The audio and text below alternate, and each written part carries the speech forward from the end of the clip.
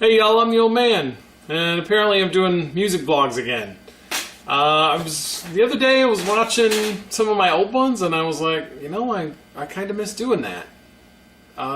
Even though I do the Let's Plays and everything, I want to do some vlogs, and I'm not quite so big anymore, if you can tell the difference. So this is number one. This is episode 1, music vlogs.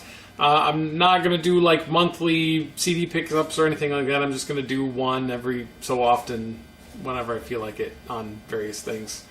But we'll start with some of my, probably, since I haven't done one of these in ages, I've got tons of CDs, but we'll start with what I've got right now that I haven't quite reviewed yet on the website. It's not called Adam's iPod anymore. Now it's called the Old Man's Music Vault. Just to go along with, you know, the old man stuff, and the address is still the same. It's still adamipodreviews.blogspot.com. All these will eventually be on here that I'm going to show you, and so let's get started. The first one is one of my kind of a recent band, 2013. I turned on to this band, and their new release is called Affinity. Haken is the name of the band. Progressive rock metal.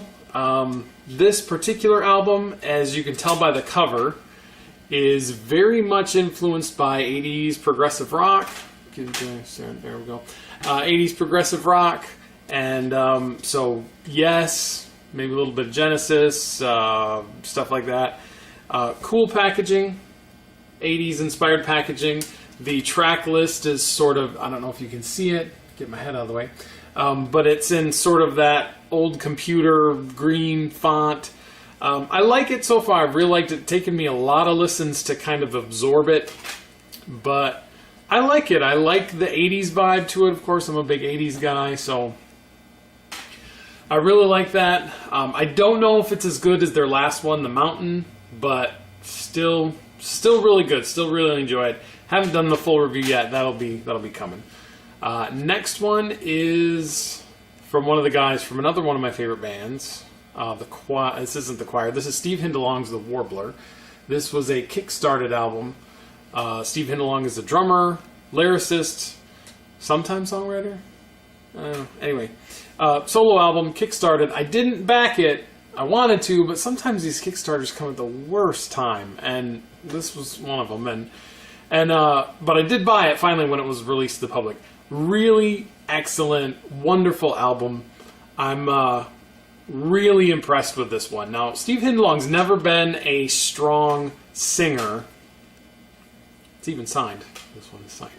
Never been a strong singer, but I think this album makes up for his sort of lack of vocal prowess with a lot of strong instrumentation and strong songs, excellent production.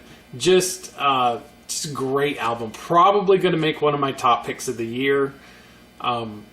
Excellent album. If you go check it out, if you haven't checked it out, Steve Hindalong, The Warbler. Excellent album.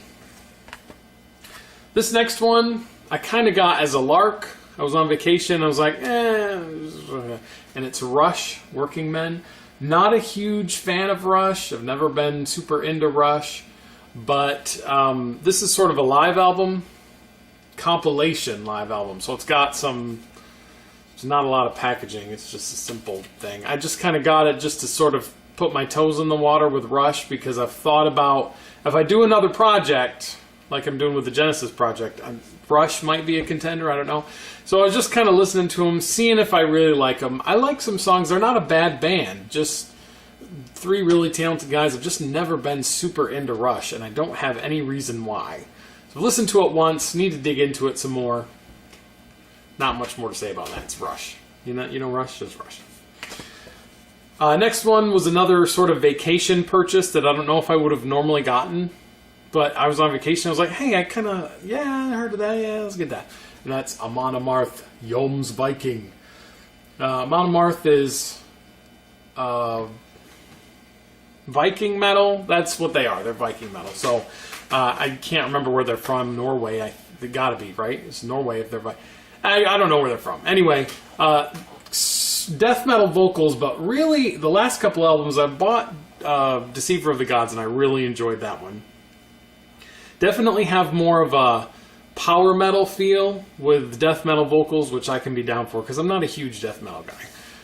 But this one, it's a concept album about lost love and all that, which is weird, you'd think, for Amon Amarth, but really good. So far, good album. Listened to it a couple times, really enjoyed it. Doro Pesh.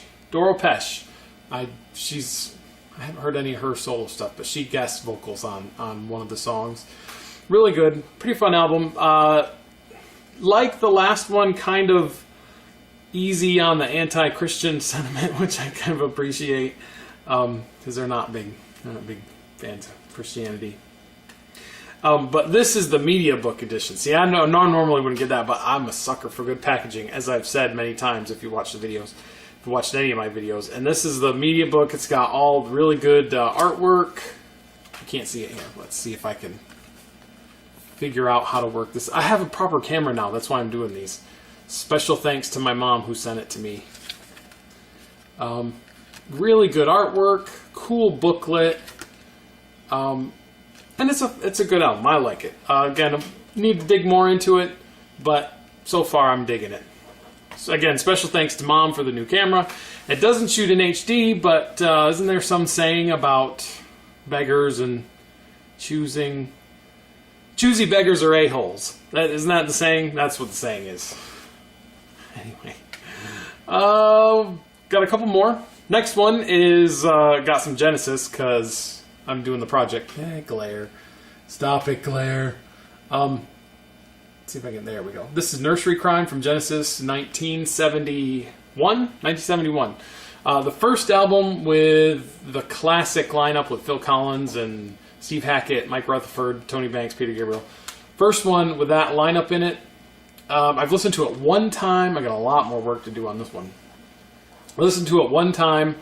I think I like this one a little bit better than Foxtrot, but there's definitely that, like with Foxtrot, if you haven't not been keeping up with my Genesis project, what, do you not like joy? I don't understand. Do you not like happiness?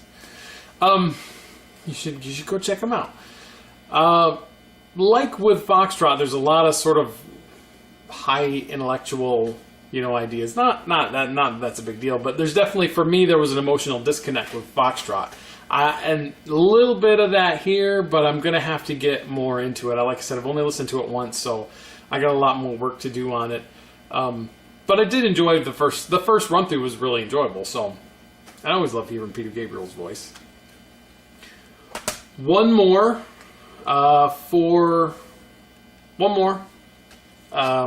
And this is a reissue. Circle of Dust, Metamorphosis. Clayton, the mastermind behind Circle of Dust and Cell Dweller, and I think he's got another project called Scandroid. He just recently got all the rights to all the Circle of Dust music, so he's been re-releasing everything this year. So he's re-released the first album, self-titled album, and then Brainchild, this one, and next I think is Argyle Park. Sometime it's August right now, so in the middle of August, and then Disengage, and then a new album probably sometime in December. So this is a reissue of Metamorphosis. Metamorphosis was sort of a compilation when it originally came out on Rex Records of Circle of Dust, Brainchild, which was basically Clayton and Circle of Dust, only they called it Brainchild, and anyway. And Living Sacrifice, from some tracks from Non-Existent that Clayton had redone and remixed and stuff. And so that original Metamorphosis was this is that album only. And he's got a whole second disc of bonus tracks and stuff. None of the material, some of the material on the original Metamorphosis, like the Deviate mix and I think Self-Inflict, that's not on here. He's redone the track list just a little bit to avoid any redundancy. And I like this one okay. It's got some other projects from Clayton. Rivet, a song called Never, which kind of sounds like Mortal to me a little bit. And some stuff he did with Tommy Victor from Prong. A couple of tracks are on here. Overall, pretty good. It's kind of for collectors. It's if you're not into Circle of Dust, or you want to get a friend into Circle of Dust, this isn't the album to give them. You want to give them the first two. Getting used to where the camera is on this. This is not the album to give them. I got it because I like the band and I'm kind of a collector, obviously. And but there's just tons of tracks on here. 2 CDs worth of goodness. Definitely worth picking up if you're a fan. The only thing that I have issue with, because they've improved the cover art too on all these releases, which I should probably go, maybe I'll do a video of comparing all of them, or not, I don't know. Anyway, one problem with these Circle of Dust reissues, remasters that I have is there is no liner notes. There's no booklet. Oh, why? This is such a missed opportunity. I would love to thumb through a nice thick booklet full of Clayton's thoughts and his notes on why he chose certain tracks, what he did here, why he did it, the timing of the recording, what was going on. Oh man, I just feel like there's such a missed opportunity. Pictures from the time period. Man, my heart hurts a little. There's no liner notes. Now, if I don't really know the man personally, but from what I have seen of him online, and I would be willing to bet that the reason why there's no liner notes is because he probably doesn't want to rehash all the old stuff. Doesn't want to live in the past. He's not really a living in the past kind of guy, or he doesn't seem to be a very nostalgic guy. And I think he would probably rather have let the music speak for itself. If I were to ask him, he'd probably say, I don't want the music to speak for itself and not worry so much about all the nostalgia. Fair enough, but I still would have loved a booklet in these. So, what are you going to do? I could write a strongly worded letter, but then I'd be a jerk, right? So that's it. That's all of the recent CD pickups.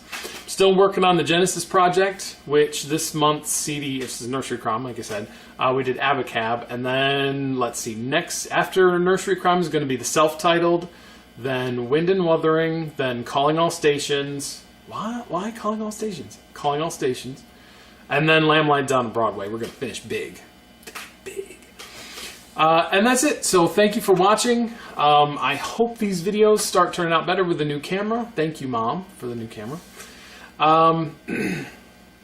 And just check out all my other stuff. I'm going to rearrange the YouTube channel a little bit so that the music vlogs will be in one place and the Let's Plays will be in another place, and I'll try to figure that out. Stop by the website, as always, adamipodreviews.blogspot.com. Now called The Old Man's Music Vault. Do you like my Megadeth shirt? I got this from, that's the Dystopia shirt. Can you see it? Dystopia shirt. There's a tail. It took forever to come in, but that's neither here nor there. You can also hit me up on Twitter, at TheOldMan2084. You can find me on Twitch at TheOldMan2084. I'm not doing too much right now, but starting in the fall, I'm going to be doing some PlayStation 4 Star Trek Online streams every week, if that tickles your fancy and all. And I'll see you next time. Not sure what I'm going to talk about, but it'll be something fun.